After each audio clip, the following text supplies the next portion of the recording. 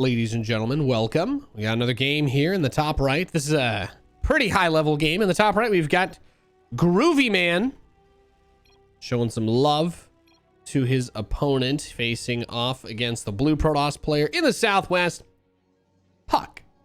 Puck is a very good friend of mine. I have known Puck for forever in StarCraft. Puck is like 6,103, I think, MMR, based on this replay, at least at that moment. And I'm interested to see what happens in this game. Puck is known for doing weird, funny, memey stuff.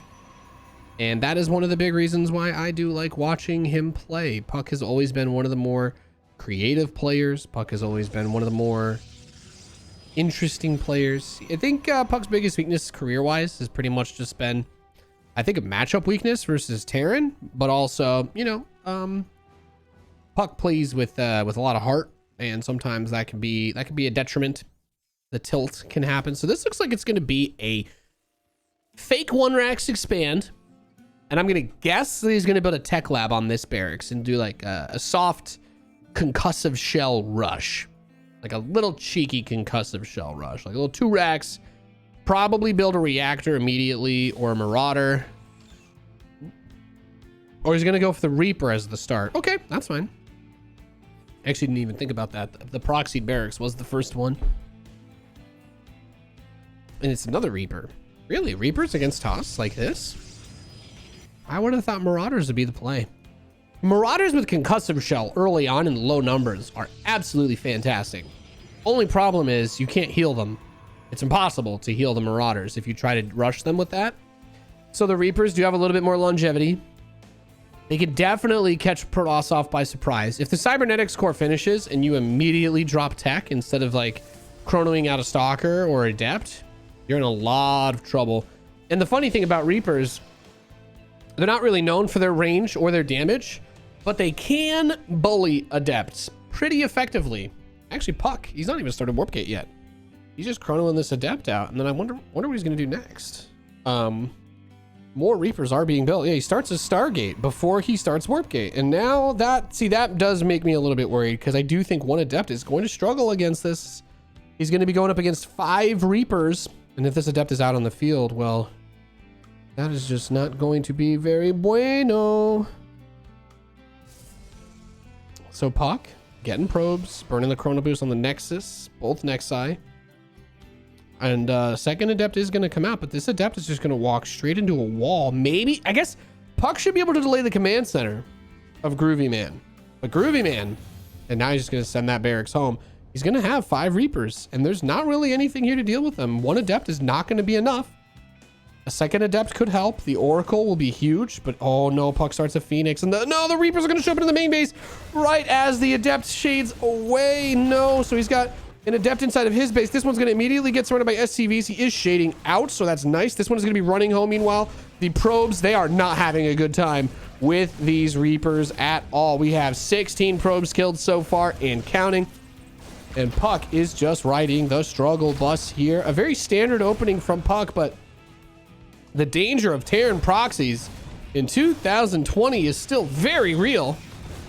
And he's killed damn near every single probe in the main base of Puck. Oracle is going to pop, and he says, all right, I'm going to use that to kill it as well, because that Adept, that Adept would have died if the Oracle had not turned on its microwave beam to kill all of the units there. Now, the command center, I think, well, I mean, it doesn't look like it got delayed at all. Maybe the Adept missed it because it shaded into the main. Yeah, only 1 SCV killed and 22 probes killed this game.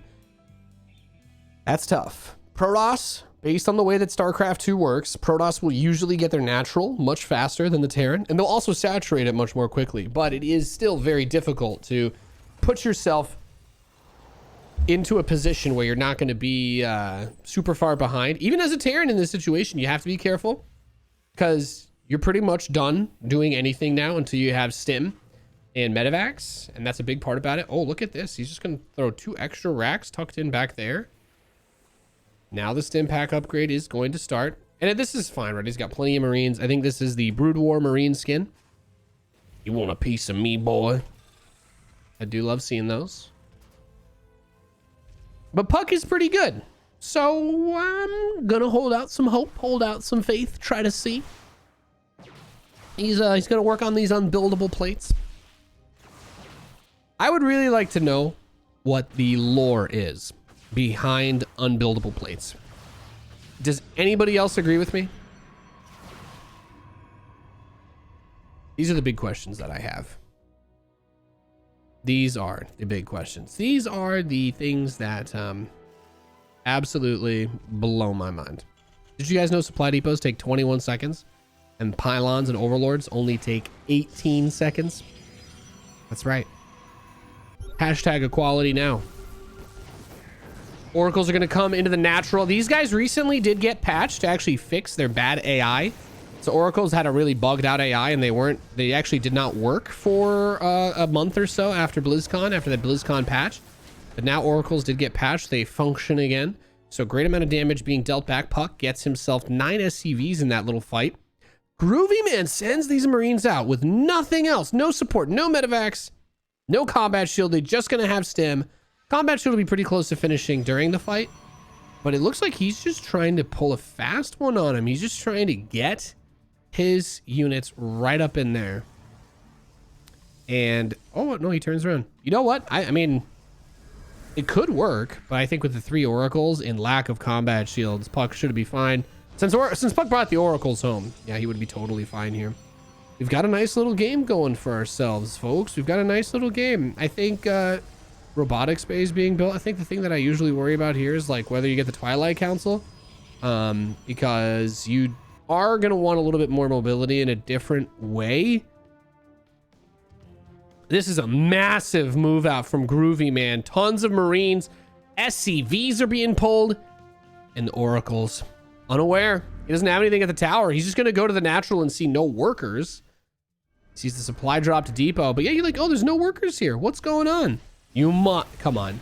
The alarm bells have to be ringing. You need to start more shield batteries. Oh, man. Okay, so Puck's going to send the Oracles here. I mean, the alarm bells have to be going off for the Protoss player. The alarm bells have to be going off. There is nothing here. The enemy army is right outside. Okay, he's got a disruptor on the way. 2 immortal shield battery. He does have 2 sentries. He has some force fields available, but there will be a siege tank. Marines are going to stem. He's going straight over towards the army. Needs to block that off, but depowers. Oh, no. He depowers the shield battery, and there's just too many Marines here.